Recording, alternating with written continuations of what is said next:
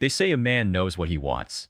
But when a stranger rode into town looking for a wife, not love, not romance, just a wife built like war and shaped by fire, every woman turned away. Except one. And she didn't turn. She aimed her rifle. There are places in this world where time doesn't move forward. It just waits, like a wolf in the tall grass, for someone to make a mistake. Wild Basin was one of those places. So if you're the kind of soul who believes women can be both soft and steel, if you've ever rooted for the ones who survive by grit more than grace, go on and like this video, subscribe, and stay with me. Because this story isn't about love. It's about something fiercer. I remember the exact moment he came through the pass. Not just because the sky was bruised purple with storm clouds, or because the wind carried the scent of gun oil and horse sweat, but because he didn't stop to look at the town the way most newcomers did. He just stared dead ahead, like he was already tracking something, or someone. Jedediah McKay, 6'5" if an inch, broad as a gatepost and quiet as death, rode in on a coal-black Mustang like a ghost from some blood-stained tale, and tied his reins outside the saloon with a calm that made men nervous. And when he stepped inside, he didn't ask for a drink. He asked for a name. "Where's the widow Talbot?" he said. One sentence, deep as a canyon, sharp as the edge of a broken promise. Silence fell like a hammer.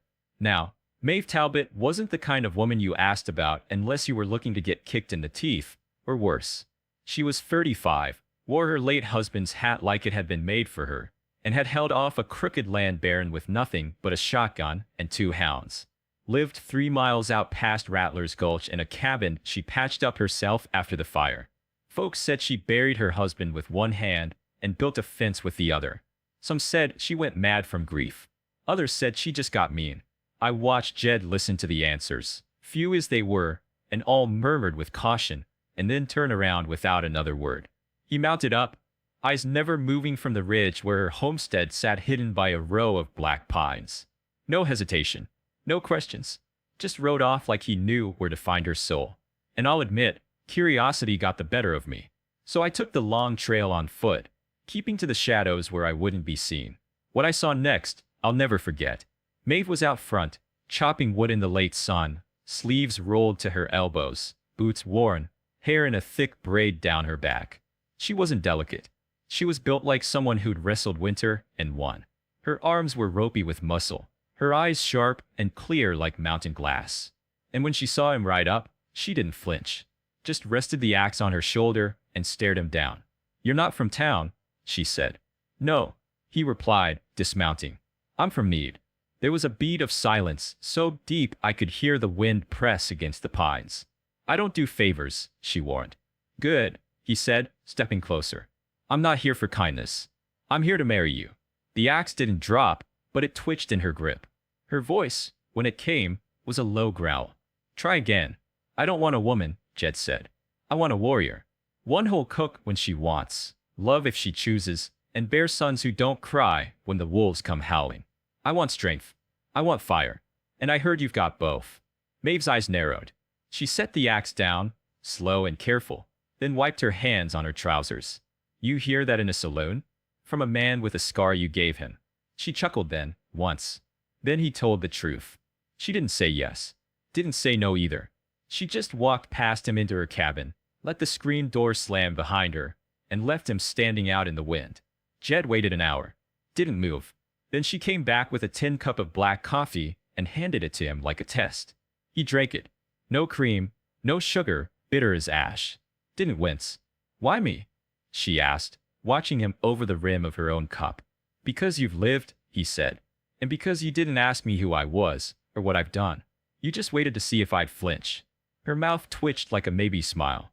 Then she leaned back against the porch post, the sun turning her braid to flame. "I don't love easy," she said. "Don't break easy either." Jed nodded once. "Good. I don't need easy." And just like that, the air between them changed. Not warm, but hot, like forge heat. You could say it was a transaction, not a romance. You could say it was 2 wounded creatures choosing not to bleed alone anymore. Or maybe it was the beginning of something forged in fire and fed on grit.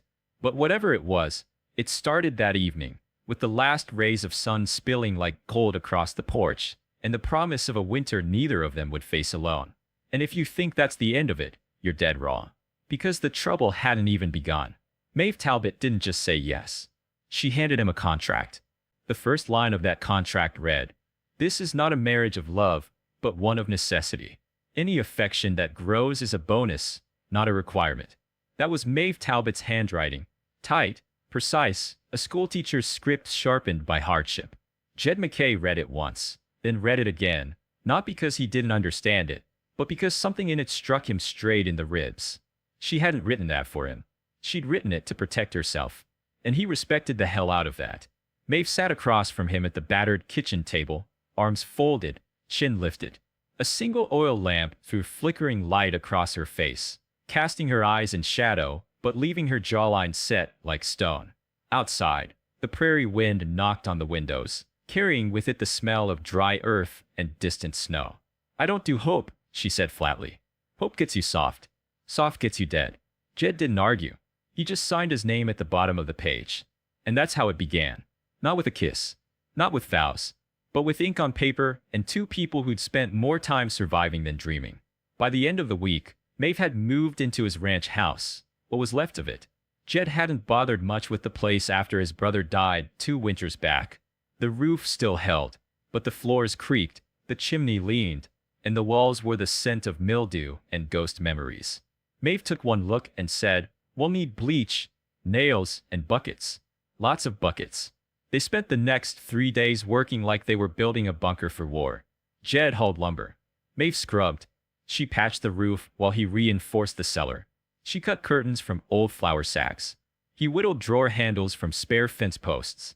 They didn't talk much. Didn't need to. The rhythm of shared labor said more than words.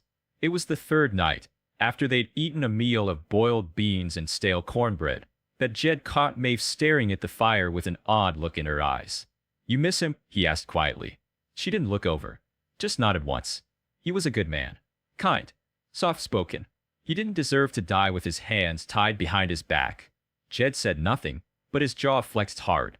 He knew that story, how her husband, Thomas, had been strung up by a land baron's hired men trying to force her off their land. They'd burned the barn and left her tied beside the corpse overnight. By dawn, she'd gotten free and gotten revenge.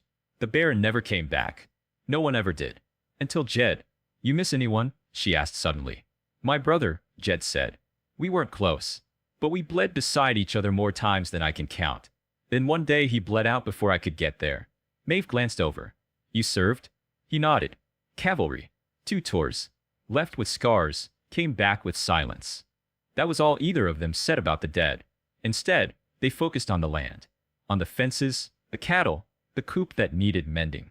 Maeve took to the ranch like it had always been hers, pacing the perimeter with a rifle strapped across her back, boots crunching frost before dawn. She didn't smile much, but once, Jed caught her humming while feeding the hens. The sound was rough, low, and oddly sweet. It stuck with him. One morning, she handed him a tin cup of coffee, looked him in the eye, and said, "If you're expecting babies anytime soon, you'd best look elsewhere." Jed chuckled once. "I figured you'd decide that. I'm just here to carry the wood and watch her back." She raised an eyebrow. Not many men would say that. Not many men would marry a woman with a rifle and a kill count.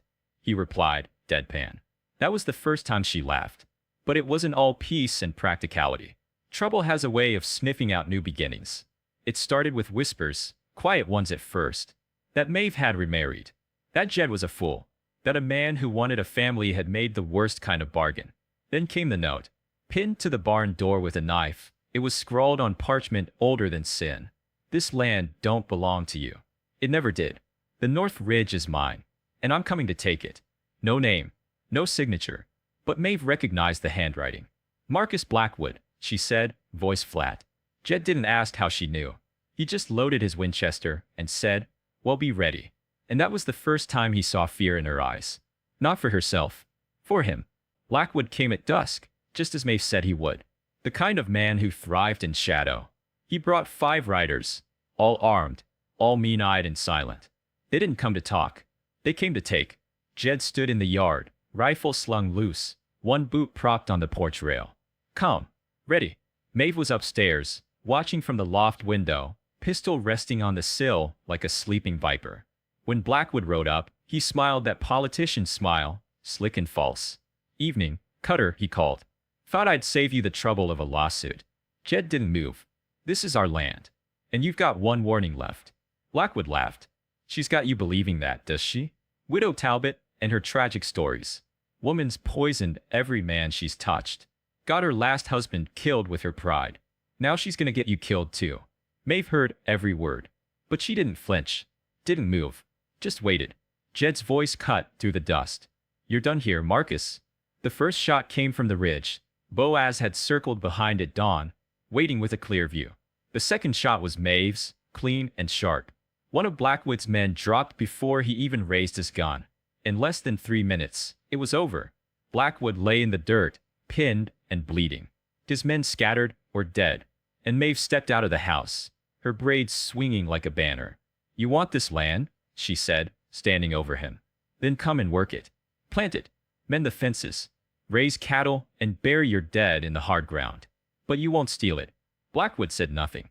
He just stared up at her, eyes wide, finally seeing the woman he'd tried to break.